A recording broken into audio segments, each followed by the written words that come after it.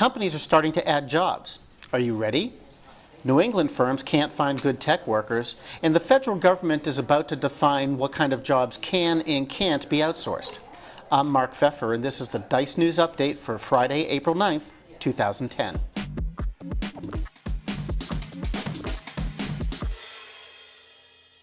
If you pay attention to government statistics, then you know the unemployment rate stayed steady in March at 9.7%. And companies are starting to add jobs at the fastest pace in 3 years. So that begs the question, is now a good time to look for a job? Our answer, sure. But expect things to be competitive, maybe even more competitive than they've been. There are 9.1 million people who've been working part-time when they'd rather work full-time. As they start looking, and some full-timers start looking, recruiters are going to get flooded with resumes.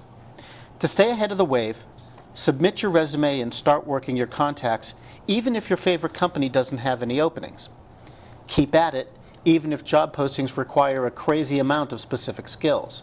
They're not always going to get the perfect candidate, so stay in touch after you've applied. Companies may well reduce their requirements or split a job in two.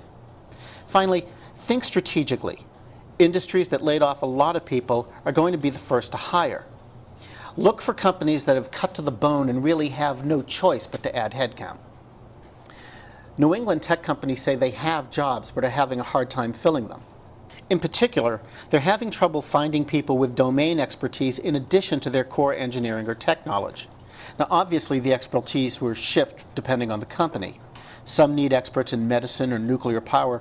Others are looking for engineers focused on signal processing or electro-optical sensor systems. They also need folks who can step into product manager roles and specialists in information storage and management. Some companies say they're having trouble finding good programmers, too. The Obama administration wants federal agencies to keep their core functions in-house and not outsource them. Its proposal looks like it'll allow for plenty of IT outsourcing, but there's bound to be some changes. Tasks like technical evaluation of contract proposals or work that allows access to confidential information are the types that could be kept inside government offices. The key phrase in the proposal is inherently governmental function.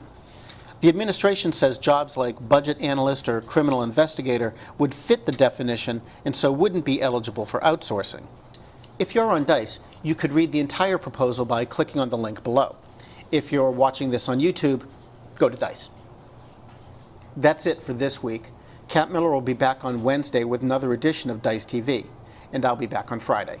Until then, I'm Mark Pfeffer, Managing Editor of Dice News, and we now return you to your regular desktop.